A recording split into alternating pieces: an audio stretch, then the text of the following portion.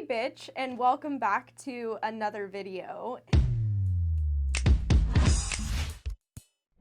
Now, obviously, there's a new background. Love it, live it, laugh it, I don't know. I worked my ass off to just reconstruct this entire office space because it was just annoying the shit out of me for the last year that I lived here, and I never knew why. So I wanted to bring you guys a new series that I'm gonna start coming out with for multiple reasons. First of all, I'm obsessed with mystery stories, and there are so many days where I will bring my tack home, and I've noticed that I will go on netposse.com, which, if you're unfamiliar, it's basically a site where people post missing horse flyers and missing animal flyers, and I'll clean my tack and I will literally just read through pages and pages and pages of missing horse stories and flyers. I feel like so many people don't get exposure and don't ever find their horses. And I thought to myself, what if I just sat down and cleaned my tack while discussing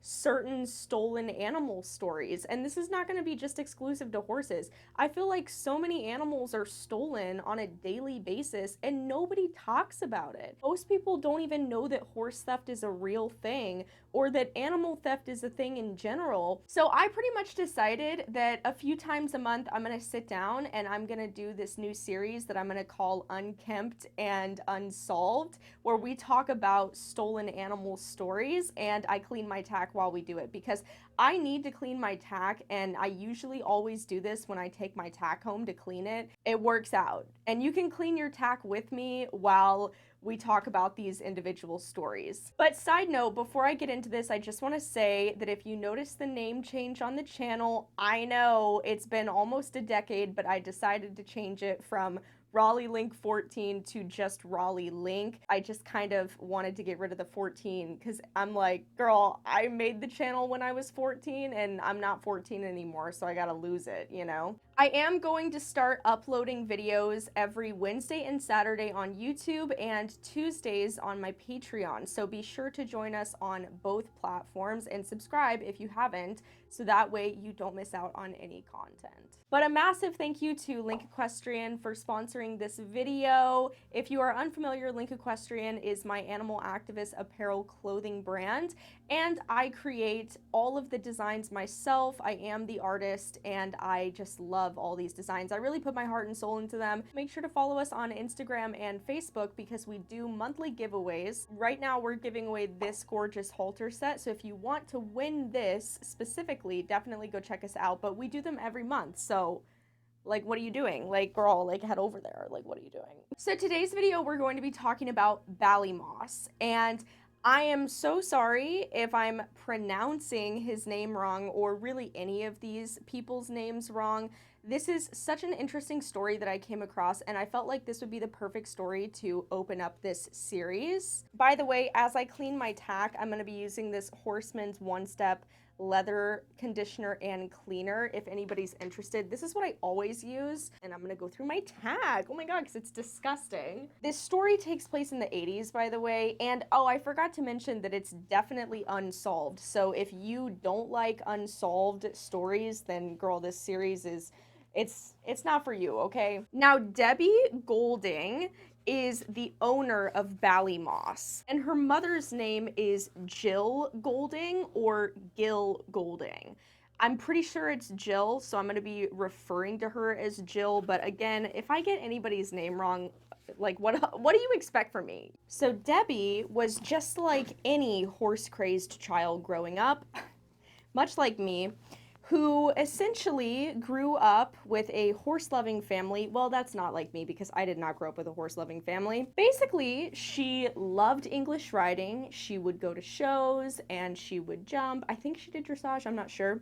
And she had a little pony at the time when she was younger, who she later outgrew, obviously. I mean, that's why I tell people, don't buy your kids ponies. I mean, they always outgrow the ponies, and then you always end up having to get rid of them, which is just really sad. It's like, you know, only buy a pony if you're going to actually keep it for the rest of its life. But they didn't get rid of their pony. They ended up just leasing her out to another little girl who could ride her, but they never actually ended up getting rid of her, so that's fine. Debbie really enjoyed English riding, and she loved jumping and dressage. Debbie had been bothering Jill for a while to get her a new horse that she could actually ride and fit into. So Debbie's parents finally agreed.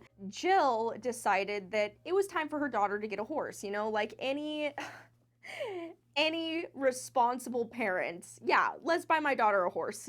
Seems like a good choice, So Jill decided, okay, Debbie's very responsible and she's outgrown the little pony that she's been riding as a child. So they went horse shopping, and in 79, when Ballymoss was 10 years old, they ended up purchasing him and he became part of their family. Super, super pretty horse. He's got some very unique facial markings that they talk about in depth, but I'm just going to show a photo of him just so everyone can see what this horse looks like. Mostly because, girl, if you know this horse or you knew somebody who had this horse, he was definitely stolen, and I feel like this family deserves closure on possibly what happened to their horse. Ballymoss is a 16-2 chestnut gelding who's a purebred thoroughbred, and they think that he was previously an off-the-track racehorse. Debbie had Ballymoss for several years. I think it was a total of 2 years. I know, it's just really sad that she only had her horse for 2 years and assholes just had to come and steal it. It's like, dude, fuck you. Why would you, what assholes? Debbie loved Ballymoss. Matter of fact, the whole family loved Ballymoss. He was part of the entire family. He was their favorite horse. They took care of him every single day. He lived in a little paddock and barn stabled on a secluded road right near their house in Hertfordshire, England. So he wasn't far away. He was definitely not at their house, but they would do daily drive-bys of the actual secluded stables because they kept him and 3 other horses at the property out in the field during the day, and then they would stable them at night. But there was nobody there at night watching over the horses, so they would do drive-bys just to check on the horses and whatever. But it was Ballymoss and 3 other horses that lived in this stables that was right down the road from their house. It was the early 80s by this time, and horse theft was not heard of. So even though it wasn't heard of, they still took safety measures and they still locked up the stables at night. They had padlocks. They made sure that all the horses were inside. During this time, Ballymoss, when he was being showed and ridden by Debbie and her mom Jill, they noticed that he would go lame on his front legs. A couple times he went lame, and they suspected that he had previously been a racehorse because he actually had what's called pin firing markings, which is where basically in racehorses, if they have injuries, in order to make the injuries heal quicker, the people who own the horses will actually burn marks into the horse's legs, which causes an inflammation response and causes the leg to heal quicker. And it's basically considered a very barbaric practice, and you should not do it. Veterinarians do not recommend that you do it. But back then, and the horse racing industry in general is just pretty barbaric. So, what do we expect from them at this point, So anyway, they suspected Ballymoss of being a previous racehorse because he had markings on his legs that they noticed during the times that they were trying to get him back from being lame. And he went back and forth from lameness a few times. They just, decided that he had some pretty sensitive legs and feet, and he had to be on pretty consistent, high quality feed and exercise in order to maintain his health and soundness. So, they struggled for a couple years while having him and trying to show, but he ended up being in perfectly good health. You just had to maintain it and just make sure that he was eating right and he was exercising. In 1981, they left Ballymoss with the 3 other horses in the barn. They stabled them as usual, and they left. They were like, okay, bye Ballymoss, we'll see you in the morning, right? So all the horses are in the barn, padlocked. normal night, right? They just go home and they're like, oh, okay, you know, like, we'll see you guys in the morning. Bye. Door shuts, you know. So sad. You know, when you always look back at like your last moments with a person or with an animal, so depressing. So the following morning on March 13th of 1981, Debbie's dad did his usual trip out to the barn to go check on Ballymoss, you know, let him and the four other horses out of the barn to go run around the field for the day. This horse was the pride and joy of this family. Even the dad loved him. So the next thing Debbie knows, her mom bursts into her room while she's sleeping in her bed. I know, worst nightmare. Your parents come into your room. I used to have nightmares about that. I used to literally hang up signs on my door like, get the fuck out, don't ever come in my room. So Jill bursts into Debbie's room, panicked, screaming, oh my God, the horses are gone. All the horses were stolen. They were stolen. They're gone. They knew immediately that all four horses were stolen because the padlocks on the barn doors were completely broken. So somebody actually went and cut them to open the padlocks and get the horses out of the barn. Jill was determined. She was like, oh, hell no, this is not going down. They're not just going to turn around and sell my horse for profit, right? So Jill wants to take it nice and calmly because she knows that if she starts a panic and she starts notifying everyone and all the publications that her horse is stolen, that somebody might panic and send her horse to a slaughterhouse to be killed and just take a small profit. Which is like really sad that people would resort to that. But I mean, if you're going to resort to stealing somebody's horse, then you're probably not above just sending the horse to a slaughterhouse when all hell breaks loose for $500. You know, she knew that she didn't know who she was really dealing with here, and she didn't know if these people actually cared about this horse or not. But this was their prized horse, and they loved him. He was part of their family, and so they were determined to get him back. And obviously, Debbie, the daughter, is just devastated because this is her horse, you know, he's gone. Stolen Horses International was not even founded until 1998. And there was not really such a thing apart from the Horse and Hound magazine at the time that publicized anything about stolen animals, specifically horses. And the internet wasn't a thing. So there was really no way for them to get their message out there and try to find their freaking horse, dude. You know, like how panicked would you be? Oh my God, I would just start murdering people. So Jill and Debbie went to Debbie's school and announced to everybody that, hey, bitch, our horses are stolen. We're fucking panicked. And if anybody knows anything or has any information, please let us know, right? They started going around to their places of work and announcing it. Just basically every place that they could, they announced it. And they even got in touch with their local police station, who basically had no idea what to do. They were just like, I don't fucking know. Like, we don't really deal with shit like this. We don't know if we can actually catch horse thieves. They were basically stumped and they had no real idea of how to move forward. And on top of that, they pretty much assumed, and we'll talk about this in just a second because I believe this, that their barn was being watched and that the people who stole the horses, it was a quote, stolen to order steal, which basically means that the thieves had been casing the place for a while and studying their routines, going out to the field to check on the horses, locking them in, how they did everything, and what times they would come back. And they stole the horses because these were all really nice horses. So the horses were purposefully stolen and chosen because other people wanted to buy them. Here's where it gets good. There was a guy down the road that they suspected of being part of this. And a few weeks after the horses were stolen, Debbie's dad went to go confront the guy who lived just down the road. And, you know, they were already suspicious of him. And it's like, girl, if you're suspicious of somebody, then something's probably up. Like, you know how when you get that feeling and you're like, I don't know, this person doesn't really seem all there. I mean, something's probably up and that person probably definitely had something to do with it because you don't just get a weird feeling about somebody for no reason. So Debbie's dad goes to confront this guy. They didn't release his name, so I'm not going to release it either because, I mean, we don't know if this guy's actually guilty. Goes to confront this guy about his stolen horses and basically says, hey man, I'm not going to get you in any trouble, but did you have something to do with this?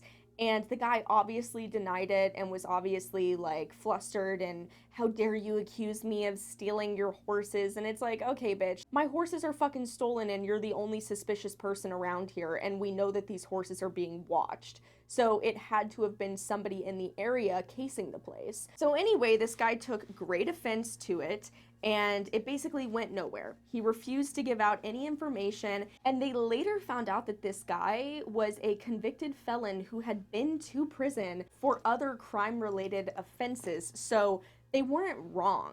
You know, they weren't wrong in assuming that there was something off about that guy. Now, here's an interesting thing. 1 week after Ballymoss was stolen, the 3 other horses that were stolen with him were actually recovered. They were found dumped in a field nearly 100 miles away from where they were originally stolen because these 3 horses had recently been freeze branded. So the thieves were like, well shit, we can't steal these horses because they are permanently marked. But Ballymoss was not freeze branded because Jill did not believe in freeze branding the horses because at the time it was not a proven method and she didn't want to do anything that would hurt her horse or put her horse in harm's way. The Goldings were terrified, and a month had gone by at this point. They had no leads, they had no way of finding out where the horse was, and throughout this entire time they had been going to local auctions, they had been going to local horse shows, they had been going to local slaughterhouses. Nothing happened. Let me grab my boots 1 second. Ew, oh my god, this is so disgusting. Since they had no luck at all with recovering Ballymoss, they decided to put out an ad in the Horse and Hound a month after his disappearance because they finally said, you know what, we haven't been able to find him locally. I just want to know what happened to my frickin' horse. The entire month that he was gone, they were just freaking out. It tore their family apart. I mean, it literally traumatized their entire family. So the ad in the Horse and Hound basically just described his specific facial markings and everything about Ballymoss. And the family was specifically concerned about Ballymoss because they were worried that he was going to go lame without the proper feed and care, and whoever had stolen him was just going to send him to slaughter because he would not be sellable to a good home. And the police officers in the area basically just said that, you know, he's a good looking horse, so the chances that they sold him to a good home are very high.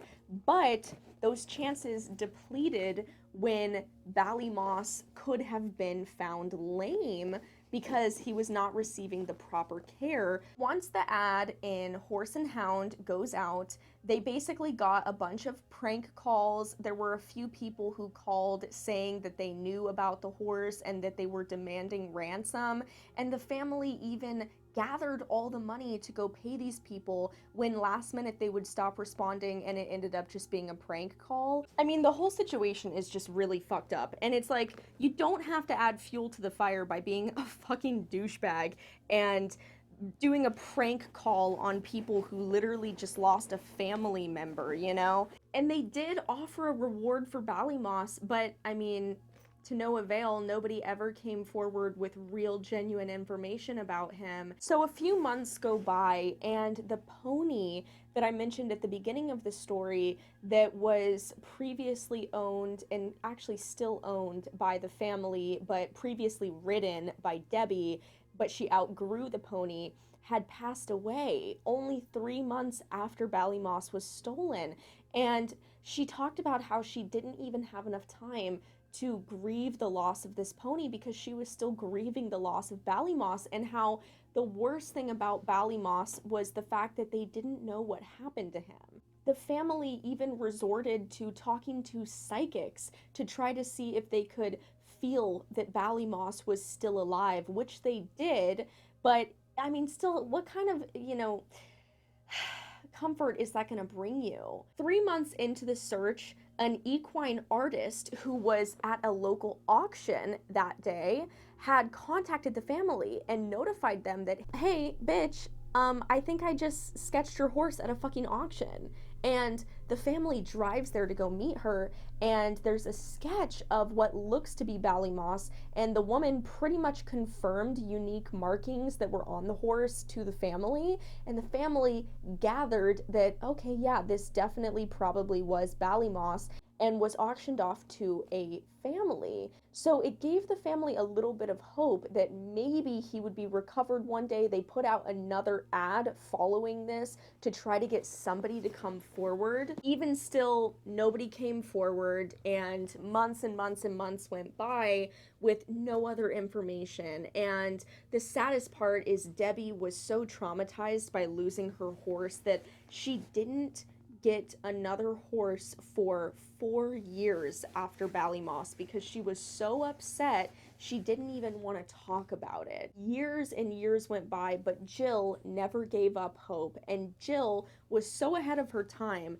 that she literally implemented so many ideas for protecting horses from being stolen, which were later implemented in actual federal policies, and she even got a letter back from the Queen of England addressing her concerns for the lack of care and regulations surrounding stolen horses, which now you actually have to have equine passports, microchips, and a bunch of other verifications before you can transport horses across borders, which you previously didn't have to have. So Jill is like a fucking godsend, right? Like, she was just so ahead of her time and just making sure that this never ever happened to anybody else's horses ever. So here's the sad thing. A few years after Ballymoss was stolen, a woman called Jill. She told Jill that she worked at a barn and Ballymoss was at that barn, and she worked for those previous owners. She didn't want to give out her name or her information, and she said that they had recently moved with the horse and didn't want to expose herself at all. So this woman confirmed with the family that it was Ballymoss, at least they think, because of the markings that she was able to describe on him and everything like that, that was owned by this family, but she didn't want to give out any information, and there was no way of tracking phone numbers at the time, so there was no real way of figuring out who the lady was. She essentially just confirmed with the family that Ballymoss was still alive and that he was with another family, which is just fucking sad. It's like, come on, dude, really? If you know the horse is stolen, do the right thing, okay? Please. Please. To be so guilt-ridden that you call the people to say, hey, yeah, bitch, your horse was definitely stolen and I definitely took care of it for years, but like, I'm not gonna give you my personal information. I just wanted to let you know that, like, yeah, your horse was stolen, but he's still alive. Fuck you, you know, if you're not gonna add anything, if you're not gonna give any details away, then why even tell the family? They're better off just not knowing. I mean, Jill had basically dedicated her entire life to trying to find this horse, and she even went as far as to try and write a book to recover Ballymoss that actually fell through and was never actually published. Debbie, in 2003, when Jill passed away, went through her mom's belongings and found an entire cupboard full of pictures, newspaper clippings, articles, everything about Ballymoss, that Jill had literally dedicated her life to finding this horse, and it just brought back so many bad memories to Debbie, who, at the end of the day, it was a family completely ripped apart by somebody stealing their beloved animal, and they spent their entire lives looking for him. Debbie realized that at the time, Ballymoss would have been in his 30s in the early 2000s, so he would likely have been dead at that point, and he's definitely dead at this point because he would be in his 50s, and that the search was kind of pointless to continue, but she still wanted to get his story out there, which is why she published it online on netposse.com, which is where people talk about their missing horses. If you guys have seen this horse in your family history, or you know, your parents had friends who had a horse that looked like this, etc., I think it's worth noting that this horse was stolen, and the family definitely deserves closure on what happened to their horse. I mean, I guess the moral of the story here is Just don't fucking be an asshole and steal people's horses. The vast majority of people who have stolen horses buy from the person who stole them, and they themselves don't actually know that the horse is stolen.